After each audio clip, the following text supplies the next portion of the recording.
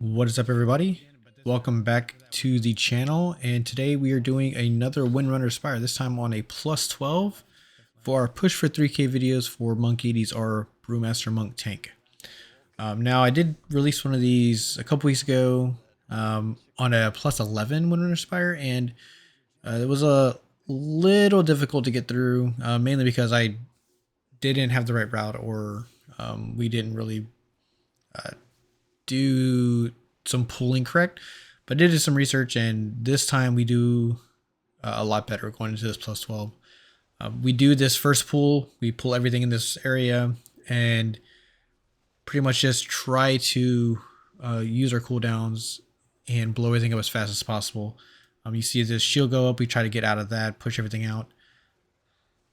It's really, I think the way to do that is kind of just LOS everything around, just to try to make it easier to get everything out.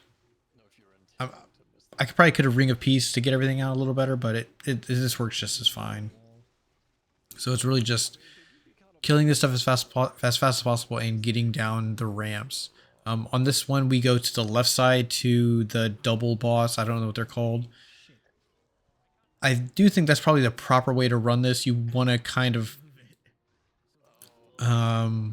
probably lust that boss so you can have it for either the third boss or the fourth boss. The third boss being the big warrior boss that spins around, or the last boss, the archer.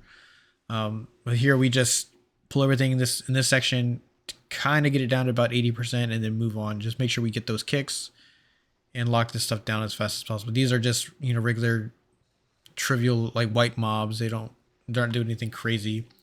It does hurt a bit because, you know, there's 5 of them and it's a plus 12 key. I think higher keys that hurt a lot more. This one, you really want to focus on this this Banshee. She does a pulsing AoE, so probably locking that mob down is the way to go. You can see our evoker, you know, knock them up. We kind of kick that as much as possible. I can use leg sweep here to lock them down for 3 seconds. It's really just trying to focus on getting that Banshee down as quickly as possible, because that pulsing AoE hit is a ton of damage on the group. It can be very difficult for, you know, your healer to heal it, or you know, if you have squishier DPS members, they will die through that. So here we roll into this, kind of just LOS everything around the corner, so it isn't free casting on anybody, and you can kind of pull everything on top of each other again. But this is a pretty standard pool. In any of these pools like this, where you're going to go down a ramp, you just kind of LOS everything to around the corner, so it, you know, stacks on you, and you just take it down.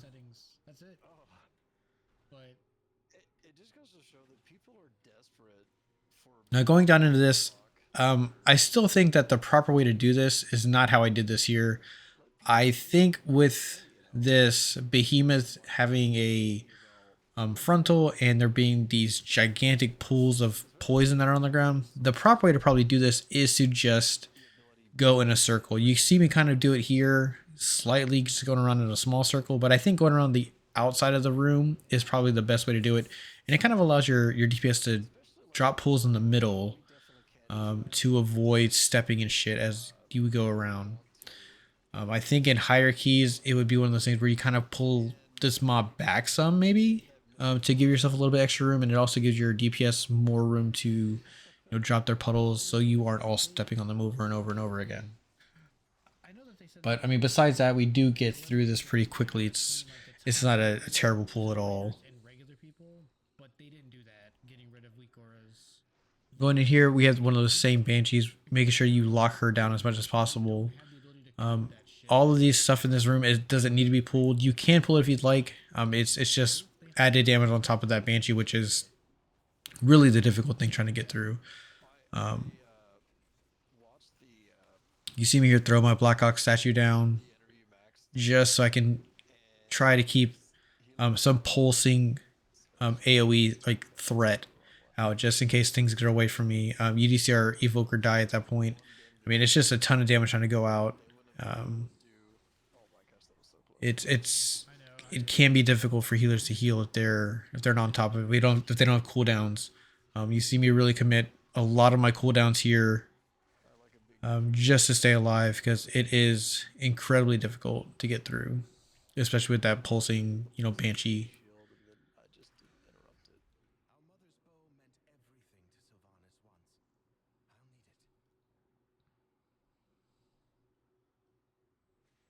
Now, getting to this boss, I think the best way to do this is for you is how it's kind of how I'm doing it here. Doing it here, you go pull this boss, turn them around, and then you drop your puddles on the inside of this platform, and then you can kind of work your way out and down the platform as you go.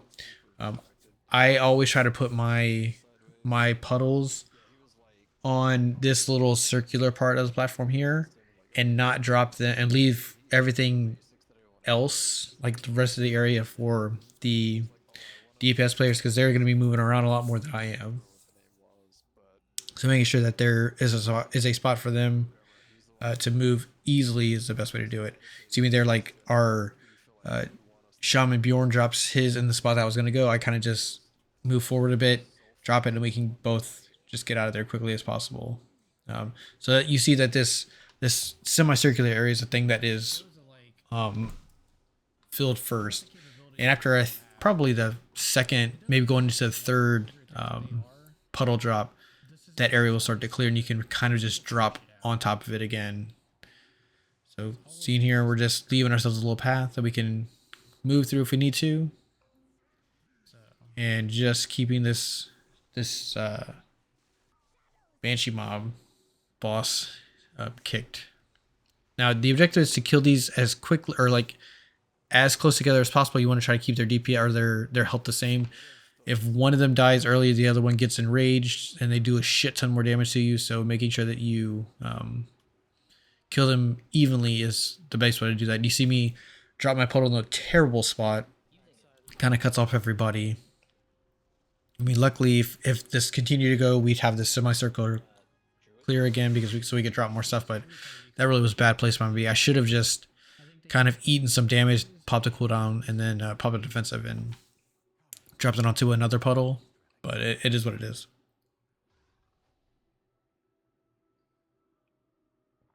It might be curses and magic. One of the two. So going down here, we're running into the spider area again. There's going to be a ton of poisons. This again is just those 5 general normal mobs. They do hit kind of difficult if you're not ready for it. We really do take care of these a lot better this time than we did on that first ramp when we go down. Kind of just kill those real quick, blow through, go down. This side doesn't really have any crazy like banshee mobs like the last side. This one really just has these dragon hawks. So making sure that you kick that dragon hawk and keep it like, I guess really it's to focus the dragon hawk. They do like these areas do have a poison that's going to drop continually, so make sure you're out of that. That's a big thing. So you see our evoker just knock everything up, trying to kick things as much as possible. So again, here we run in, pull everything. I should have kited this around the corner and made it a little bit easier. I didn't want to LOS myself from the healer list because they're kind of just sitting in that room. If I'd have moved around the corner, LOS myself, I kind of could have potentially died. So wait for the healer to come up, and then we can LOS everything around and kind of just kite it down the ramp.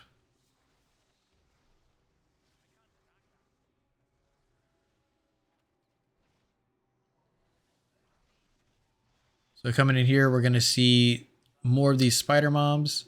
I think the way to do this is the same thing, just group them up together and kind of get these guys to just drop their poison, not in the middle of the room. I have a really bad problem of dropping things in the middle of the room. So I really need to focus on pulling those things to the side, dropping them there, and then pulling this lynx into this room. I think pulling it into this room, it kind of confines a little bit more. It's not going to be jumping around as much. I mean, it's still going to jump, but there's going to be less space for it to jump to, so your DPS can kind of have more uptime. I'm not gonna say it's an easy pull because you see all there's poison on the ground. That's why I think pulling around the corner or around the outside is a little better. It gives you a little bit more freedom to move when the jump comes. But this pool overall isn't as bad as it could have been.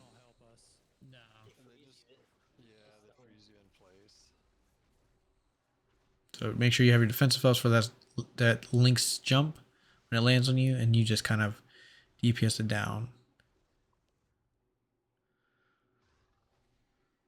Now you can kind of skip the rest of everything that's in this room. I do think on hierarchies, if you have like a rogue or a skip, you might want to you could potentially skip that Link's and just come out here and deal with this. These mobs aren't too bad. The slasher can hurt a bit because you're pulling it on top of all of these other minor miniature mobs or mini mobs or just regular mobs. I do just get annihilated here. I think the healer might have been might have been asleep or disoriented or something because I did commit some defensive cooldowns there and I just fell over really quickly. Luckily, it's not that big of a deal. I think only a couple of us died and we didn't reset the mobs. We kind of just they followed us up here so we could kind of just get aggro again and just kill everything here. It's not the worst thing in the world. It's not the best thing in the world either. It does hurt us time wise, but it could have been a lot worse. We could have all died and wiped. So it's just one of those things. Make sure you have all of the aggro and threat on this stuff, and then have defensives up if you're gonna make this kind of a pool. So it's really just now everything's dead. We kill the slasher. We can kind of go down to the next group.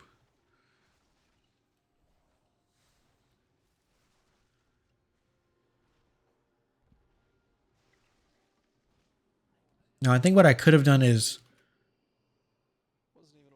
probably kited that down and let the DPS run with it just attacked me while we move, and it would have saved us a couple seconds here and there. I'm going like rerunning down this pathway.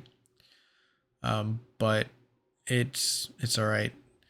These Dragonhawks can be pretty crazy to deal with. They do have like that constant bolt that they cast out, this fire spit. So making sure that you can kind of keep that knocked, like keep them from free casting, I guess is really what it is. You see the healer run down and start this RP, so we're not waiting on it once the Dragonhawks die. That's so good. And we move into the next boss. Now this boss, I don't find this boss is very difficult. I would consider it or classify it more as annoying as opposed to difficult. It's really just avoiding the frontals, avoiding the tornadoes.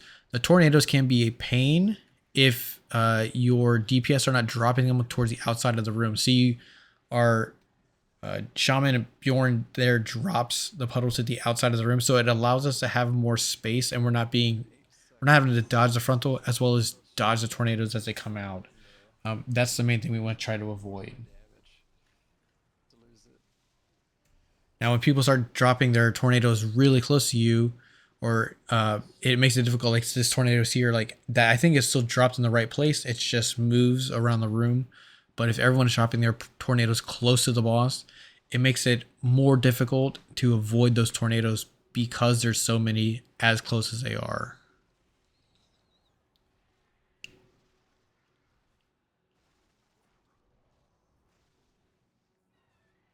So I think that was Skeptic and the Druid healer ran those tornadoes out so we don't have to deal with them. Again, healer, shaman, they run them out so we don't have to deal with them.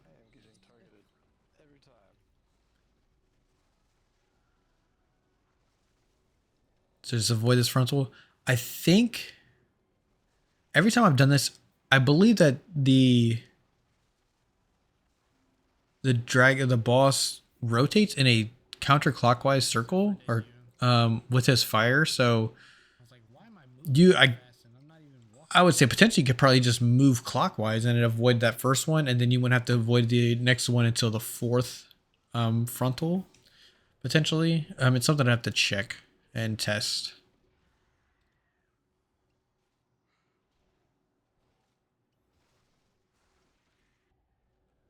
You see us here? We're almost done with this. Kind of get this down.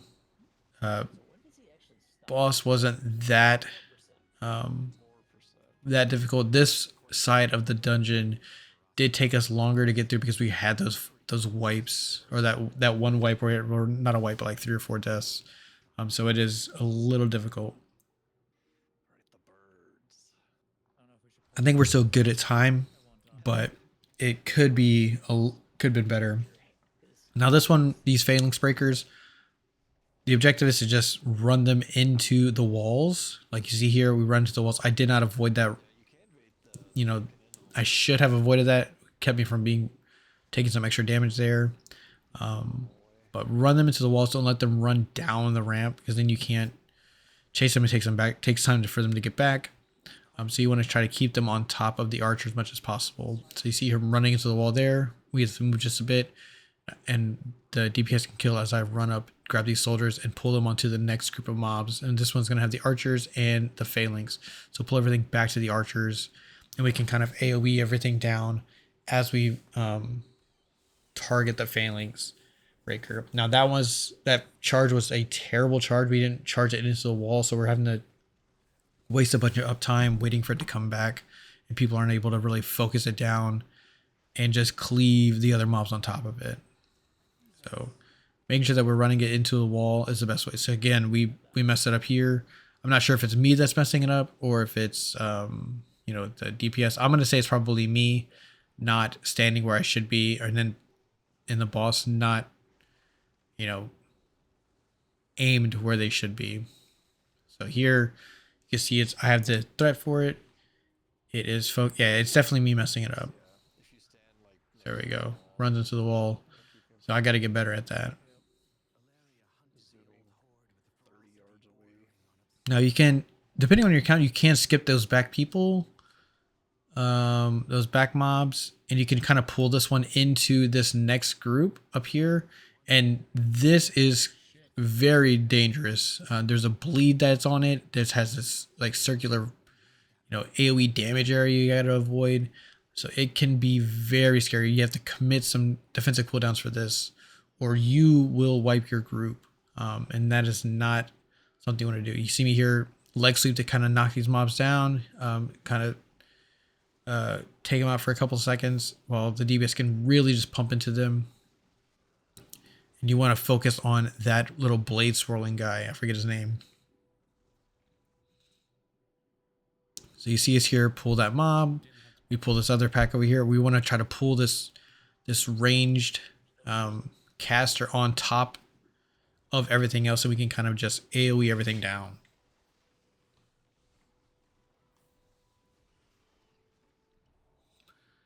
The ones we really need to worry about is kicking that cast and focusing that axe thrower, because they're just going to continually throw that axe and it's going to put a bleed on you over and over and over. So being able to, your dwarf ratio here, like I'm a dwarf, I can get rid of that bleed, but it still just takes and ticks damage. So being able to take that away from your healer makes it a little bit easier, and really kicking those casts.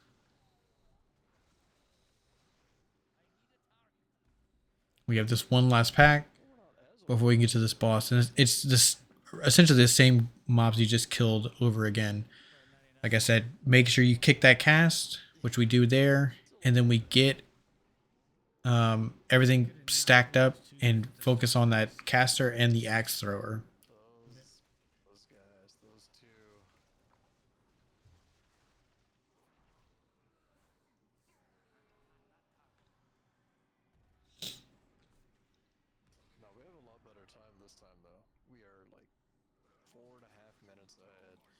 Now this boss is all right. it's not incredibly difficult. There's a lot of AoE you have to avoid, and there's a lot of these jumping things you have to avoid. So it can be difficult.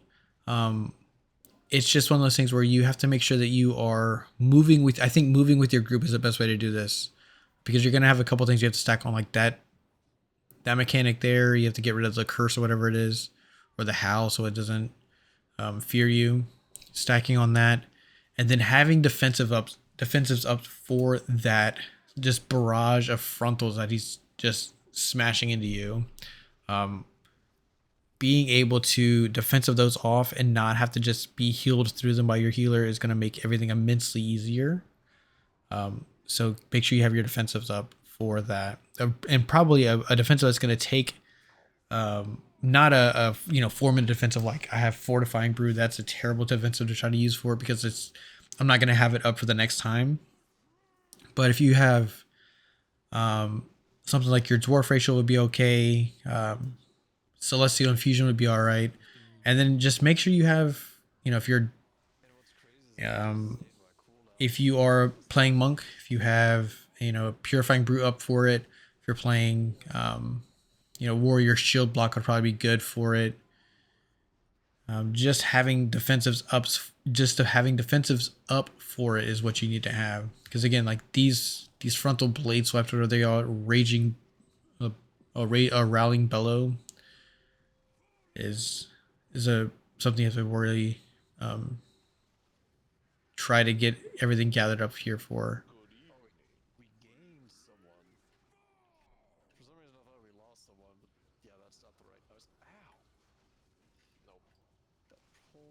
Do you see us here? We really just nuke these guys quickly as possible. Get back to the boss.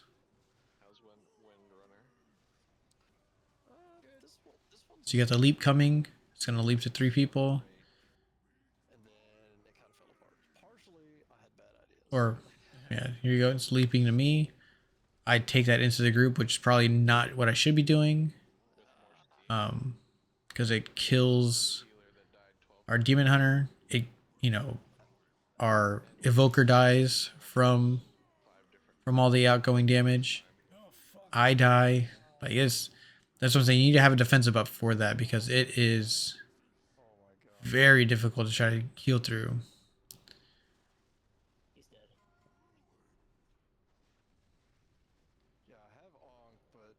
Yeah, I think there's just we got behind on our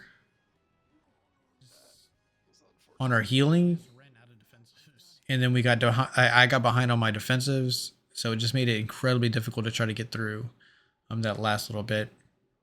Probably keeping fortifying brew for me is probably what I should have kept there for that. But it is what it is. You learn. So really, just finishing those last bosses. I think we probably could have 2-chested this if we wouldn't have had that first set of deaths initially. But I mean, it's one of those things. As long as we do not have a catastrophic meltdown, we're good here. So this one is just making sure that you stay on top of the boss. You avoid this air dome thing that's coming out. So kind of position yourself where you're close to a feather or close to an arrow that you can jump up with, and pull the boss to you, as opposed to you going to the boss. You don't have to move a ton to try to get to one of the arrows that's going to knock you up. But here again, avoid the arrows. And I don't know. I feel like there's a lot of space that's being taken up here, where if you kind of pull this boss to the outside, it might be a little easier, and you'd have a little bit more space when needing it.